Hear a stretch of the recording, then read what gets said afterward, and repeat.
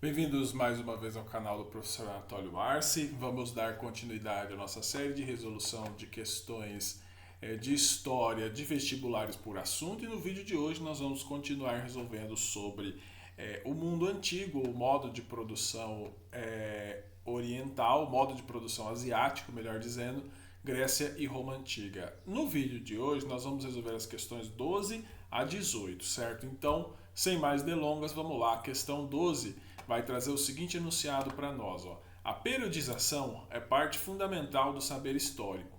Nesse sentido, afirma-se, e nós vamos ler as assertivas e vamos ver se elas estão corretas ou não. A assertiva 1 vai dizer que o marco histórico pode ser definido como qualquer acontecimento cuja importância social o transforma em relevância na explicação histórica. Essa alternativa, ou esse item, né, essa assertiva, ela está correta. Em linhas gerais, o marco histórico ele é definido com base num acontecimento. É óbvio que você não pode ficar preso a esse acontecimento, porque senão vira uma história que os franceses chamavam de histoire événement, certo? Então, sem os marcos históricos, muitas vezes o historiador ele fica perdido, porque é tempo e espaço, certo? Então, a alternativa 1 está correta, tá? A asserção 1 está correta. A asserção 2 vai dizer que a consagrada divisão temporal da história antiga, história medieval, história moderna, história contemporânea, reflete o eurocentrismo da ideia de história universal linear. Se o item 1 fala do marco histórico está correto, também essa divisão temporal que nós estudamos na escola, que eu estudei, que vocês estudaram, que eu passo para os alunos, que os professores passam também para os alunos de graduação, ela é uma divisão eurocêntrica, ou seja, é uma visão eurocêntrica da história. Por quê, pessoal? Porque a história ela pode ser vista de diferentes maneiras, porque toda visão histórica ela é uma visão cultural de um determinado povo. Então a Europa ela fez uma forma de consagrar epistemologicamente a disciplina histórica eurocêntrica, ela dividiu dessa forma, antiga, medieval, moderna e contemporânea. E é uma visão eurocêntrica e linear, muitas vezes ela já vem sendo questionada, tá bom? Então o item 1 e o item 2 está correto. O item 3 vai dizer que a periodização é um recurso metodológico do saber histórico que serve para orientar a compreensão dos acontecimentos e processos vividos como forma de evitar o anacronismo, ou seja, evitar atribuir a uma época o que ela não pertence. Essa alternativa ela está correta. Então, é óbvio que você não vai focar 100% nas datas, mas o historiador, metodologicamente, para ele fazer uma análise, para fazer sentido esse saber histórico, ele precisa conceituar no espaço e no tempo, ou localizar no espaço e no tempo. Então essa periodização ela é um período histórico. Não tem como você analisar as mudanças ocorridas no Brasil na década de 1930 com o olhar das mudanças que ocorreram na década de 2000. Certo? Então, ou seja, são tempos históricos diferentes. Sendo assim, na questão 12, a alternativa correta é a letra E, porque todas estão corretas. Certo? Avançando para a questão 13. A questão 13 vai dizer: por muito tempo, os historiadores acreditavam que deveriam e poderiam reproduzir os fatos tal como haviam ocorrido. Ou seja, os historiadores achavam que a análise histórica ela era pronta e acabada. Ou seja, você foi lá no documento, você analisou um fato e aquilo aconteceu e pronto, acabado. Era um conhecimento acabado. Dentre as características do conhecimento histórico que assim produziram, podemos assinalar corretamente. Essa visão ela começa a mudar a partir da escola dos análises, tá? Então aí você passa a questionar a chamada escola metódica, a história rankiana, tá bom? E o item A vai dizer o seguinte, ó: ao privilegiar a realidade dos fatos históricos, os historiadores esperavam produzir um conhecimento científico que analisasse os processos e seus significados. Essa alternativa ela está incorreta, tá? Sobretudo aqui. Realmente os historiadores, né, da escola mais antiga, das escolas antigas, diziam, né, que a realidade dos fatos, certo, era um conhecimento científico. Porém, eles calcavam na ideia de verdade, não na análise dos processos e dos seus significados, tá bom? Portanto, a alternativa A, ela está incorreta, tá bom? A alternativa B vai dizer que era uma história linear, cronológica de nomes, fatos e datas, que pretendia uma verdade absoluta, expressão da neutralidade do historiador. Essa alternativa ela está correta. Quando você fala da história clássica, ou seja, do começo da consolidação da história enquanto uma disciplina, ela era um conhecimento linear, que era calcado nos nomes, nas datas, nos grandes historiadores. Até hoje, muitas das análises, elas têm dificuldade de fugir dos fatos, das datas, dos grandes nomes. Quando você fala em história, você lembra, por exemplo, história política, é o que eu trabalho, por exemplo, a área que eu tenho mais afinidade. As pessoas lembram dos nomes dos presidentes, dos reis, dos imperadores, e muitas vezes elas não focam no processo em si, tá bom? E antes da escola dos análises, na década de 1930, porque o grande divisor de água é a escola dos análises de 1929 para frente. Então, antes disso, você tinha toda uma análise histórica calcada o quê? Na verdade absoluta e na neutralidade do historiador. Essa alternativa ela está correta, tá bom? Vamos descartar as demais, vamos ler a C e a D para a gente descartar. A C vai dizer o seguinte, ó, como se percebeu, perdão, como se percebeu, ser impossível chegar à verdadeira face do que realmente aconteceu, todo o conhecimento histórico ficou marcado pelo relativismo total. Ao contrário, tá? As leituras clássicas diziam que era possível sim chegar à verdadeira face do que realmente aconteceu, tá bom? Portanto, a alternativa C está equivocada. E a alternativa D vai dizer os fatos privilegiados seriam aqueles poucos que eram amplamente documentados, como as festas populares e a cultura de pessoas comuns. Ao contrário, tá, pessoal? Os fatos privilegiados eram aqueles amplamente documentados, tá? Então eles diziam, as festas, as coisa comum das pessoas, era o contrário, tá bom? Os fatos privilegiados eram aqueles documentados, sobretudo por documentos oficiais, tá bom? Então, até porque tinha-se uma concepção sobre documentos, sobre fonte histórica, bem diferente nesse momento histórico do que se tem hoje. Sendo assim, na questão 13, a alternativa correta é a letra B. Certo? Vamos agora à questão 14. A questão 14 vai dizer o seguinte, ó, o sistema econômico, social e político do Império Romano funcionou bem nos 3 primeiros séculos da era cristã. A partir de então, começou uma crise que levou à desintegração no século V. Então, ó, ele está falando dos 3 primeiros séculos da era cristã. Qual dos itens a seguir indica uma das causas reais da queda do Império Romano? Ele está falando de causas reais da queda do Império Romano. Então, de início, você já pode eliminar a alternativa A, porque ela vai dizer que o governo de Sila, dentre outras medidas, elevou para 600 o número de senadores romanos. Então, a Roma antiga tinha muitos generais, muitos senadores, e nem por isso ela caiu. Então, a alternativa A está equivocada. Assim como a B, porque depois do assassinato de Júlio César, por volta de cento e poucos depois de Cristo, certo? Mais ou menos aí, não, mas cento e pouco ali da era antes de Cristo, não, na verdade, melhor dizendo, agora colocando a cabeça para funcionar, o Império funcionou 3 séculos da era cristã, certo? Depois ele só foi se desintegrar no século V. Sendo assim, a alternativa B está equivocada. E a alternativa C, que é a correta, vai dizer que a redução da produção dos latifúndios e a falta de escravos. Então, o começo do declínio da queda de Roma, nós falamos muito, das invasões bárbaras. E, de fato, as invasões bárbaras enfraqueceram bastante o Império Romano. Só que ela não está aí. Se ela tivesse colocado aí as invasões dos bárbaros, aí tudo bem, certo? Você poderia assinalar. Mas ela não está. O que aconteceu? Por conta das invasões bárbaras, o que? Reduziu-se a produção dos latifúndios e Roma teve que se defender internamente e não pôde fazer o quê? A sua política expansionista. A política expansionista romana, após as invasões bárbaras, ela se viu prejudicada. E como que Roma recrutava escravos? Pela guerra, porque eles dominavam os povos, certo? Eles dominavam os povos que estavam ali, certo? E traziam ali para seres escravos, escravizavam. A escravidão não se dava nesse momento histórico por questões de cor da pele, mas se dava por questão de perda da guerra e dominação. A alternativa C está correta. A alternativa D vai dizer que a reforma agrária instituída por Tibério e Graco, tá bom? Essa reforma agrária teve um efeito muito incipiente, tá? A alternativa D está equivocada e o abalo causado pelo Império das Guerras Púnicas, contrário, porque a invasão dos cartagineses ela se deu no período republicano, tá bom? Portanto, na questão 14, a alternativa correta é a letra C.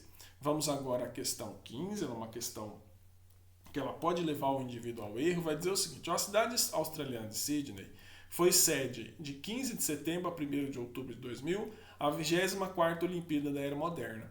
A origem da Olimpíada está relacionada aos jogos realizados na Grécia Antiga, a partir de 776 a.C.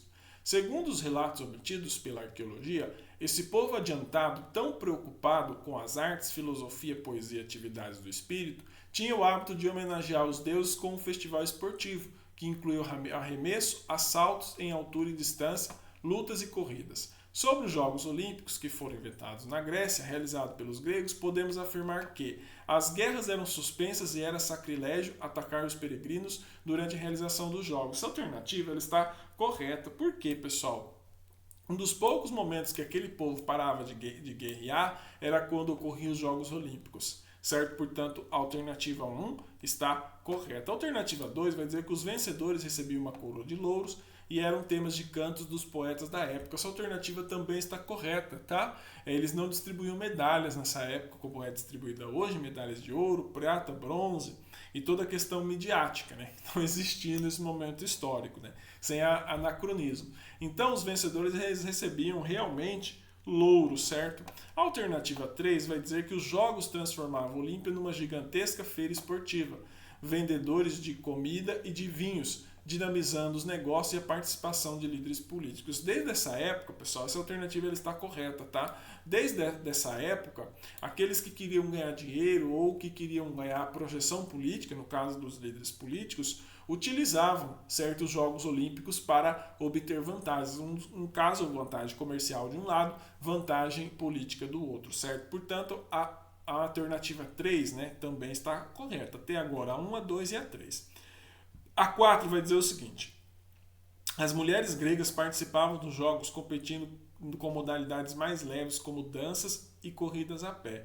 Pessoal, nesse momento histórico, infelizmente, as mulheres estavam excluídas da participação dos Jogos Olímpicos. Jogos Olímpicos era exclusivamente para os homens. Portanto, o item 4 está equivocado. Sendo assim, nós temos o item 1, 2 e 3 correto. Qual é a alternativa correta? É a alternativa C.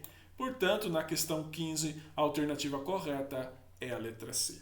Vamos agora à questão 16. A questão 16 vai trazer o seguinte enunciado para nós. Ela é uma questão de somatória, né?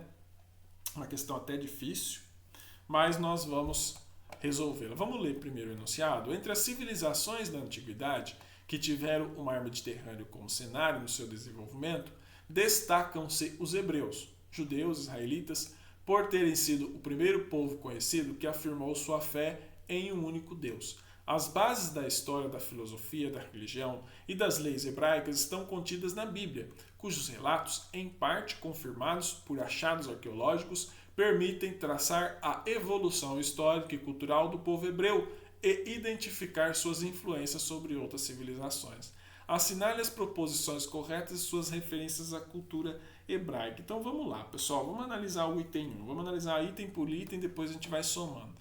Os hebreus destacam-se em diferentes áreas do conhecimento humano e nos logaram os livros do Antigo Testamento, a Torá. Essa alternativa ela está correta, tá, pessoal? Foi dos hebreus que surgiram as 3 principais religiões hoje da humanidade. Então, o principal legado dos hebraicos, do povo hebraico, é a questão da religião. Então, o item 1 está correto. O item 2 vai dizer que o vínculo visível das influências do judaísmo sobre o cristianismo está na pessoa de Cristo, considerado o Messias pelas duas religiões. Essa alternativa ela está equivocada, tá? Tomem cuidado, porque o judaísmo não vê o Cristo como um Messias e enxerga o cristianismo como uma religião protestante. Tá? Não quer dizer que os judeus não gostam dos cristãos, não estou dizendo isso. Eu estou dizendo que por mais que o cristianismo é uma vertente do judaísmo, os judeus não enxergam Cristo como Messias, diferente dos cristãos que enxergam Cristo como Messias. A alternativa 2 está equivocada. A 04, entre os princípios religiosos contidos na Bíblia está o politeísmo, isto é, a crença em muitos deuses. Essa alternativa está incorreta, basta você dar uma analisada que no próprio enunciado ele vai dizer fé em um único Deus. O que é isso? Monoteísmo, politeísmo, vários deuses. Então a alternativa 4 também está equivocada. A alternativa 8, a 08, vai dizer o cristianismo e o islamismo, religiões que têm hoje milhões de seguidores, receberam influência do judaísmo. correto. Tanto o cristianismo quanto o islamismo vieram de sua influência judaica, certo? Ali que eu acabei de falar, que dali da dita Terra Santa é o local sagrado para as três principais religiões do mundo. Então, a 08 está correta e a 01 também está correta. Vamos dar uma analisada na 16. Na 16 vai dizer que o Pentateuco, o Talmud e o Alcorão representam conjuntos de escritos que reúnem os preceitos do judaísmo. Essa alternativa está equivocada. O Alcorão, ele é islâmico, ele não é um preceito do judaísmo. Por mais que o islamismo veio do judaísmo, o Alcorão não pertence ao judaísmo, tá certo? Pertence ao islamismo. Portanto, as únicas corretas é a 08 mais a 01, você soma 01 mais 8 dá 9, certo? Portanto, na questão 16, a alternativa correta é 9, tá bom? Vamos agora à questão 17, vai falar sobre o calendário egípcio. Vamos dar uma olhada aqui rapidinho. Ele vai trazer esse extrato de texto. A preocupação com os fenômenos da natureza estimulou os estudos de astronomia que levaram os sábios do Egito a localizarem alguns planetas e constelações. Construíram também um relógio d'água e organizaram um calendário solar, cujos princípios gerais são adotados até hoje. Dividiram o dia em 24 horas e a hora em minutos, segundos e terços de segundos. 10 dias completavam uma semana e 3 semanas um mês. O ano tinha 365 dias, de acordo com as estações agrárias, cheia, inverno e verão. A necessidade de fixar o início das cheias e as vazantes do Nilo desenvolveu essa capacidade de precisão. Essa questão, basicamente, ela fala do calendário egípcio. O calendário egípcio, o calendário nosso hoje, ele foi inspirado, não estou dizendo que ele foi tirado de lá, mas ele foi inspirado no calendário egípcio, que ele era um calendário solar, certo? Das estações do Sol, da posição do Sol. Ele era um calendário focado na questão do Sol. Não foi apenas os egípcios que pensaram isso, tá? Outros povos também, até porque o Sol é algo universal, certo? Então, enquanto existia o povo egípcio, também existia vários outros povos em várias partes do mundo que se localizavam também, que tinham um calendário próprio. Então, o 01 vai dizer o seguinte, essa questão 17 é igual a 16, ela é de soma, tá bom? 01 vai dizer, os planetas e constelações podem ser considerados fenômenos naturais. Essa alternativa ela está correta, tá? Os planetas e as constelações são fenômenos naturais. É o calendário que é uma criação humana, certo? Então, você dá uma olhada nisso daqui, você vai ver. Basicamente, essa daqui ela está correta. A 2 vai dizer, usamos o mesmo calendário lunar que os egípcios inventaram. Está equivocado, nós inspiramos sim, realmente, no calendário solar, no calendário egípcio, certo?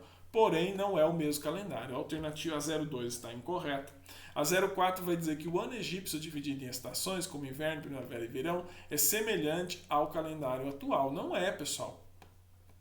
O nosso é dividido em verão, outono, primavera e inverno, certo? Ou melhor dizendo, você pega no caso aqui, no Brasil nós temos diferente das estações no hemisfério norte. No caso nosso que estamos no hemisfério sul, então começa o ano com o verão, depois você vai para o outono, o inverno no meio do ano, primavera ali mais ou menos o que nós estamos passando agora no mês de outubro e verão de dezembro para frente, certo? Portanto, a 04 também está equivocada. A 08 vai dizer no mês de 30 dias, 3 semanas e 12 dias. Um mês de 30 dias pode ter 3 semanas e 12 dias. Não, aqui do segundo nosso calendário não. Portanto, a 08 está equivocada. A 16 vai dizer a água não é um elemento útil para marcar o tempo, porque está ligado a um fenômeno de secas e cheias.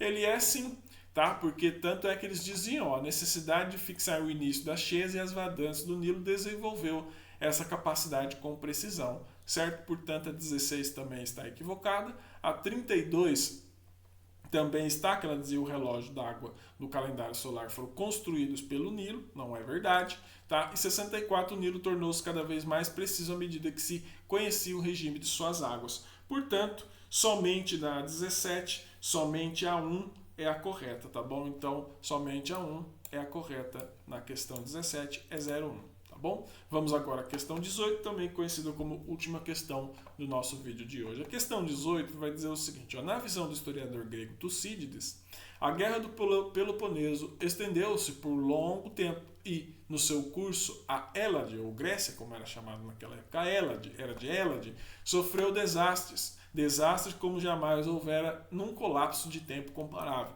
Nunca tanta gente foi exilada ou massacrada, quer no curso da própria guerra, quer em consequência de dissensões civis. Com relação à Guerra do Peloponeso, que foi um conflito sangrento, podemos afirmar que o resultado foi: a Guerra do Peloponeso, você parte do princípio que ela é o início do fim da desintegração grega, certo? Do fim da civilização grega. Então você já pode tirar a que vai dizer que unificou Grécia sob a bandeira de Atenas, e a B, que vai dizer que a unificação da Grécia sob a bandeira de Esparta.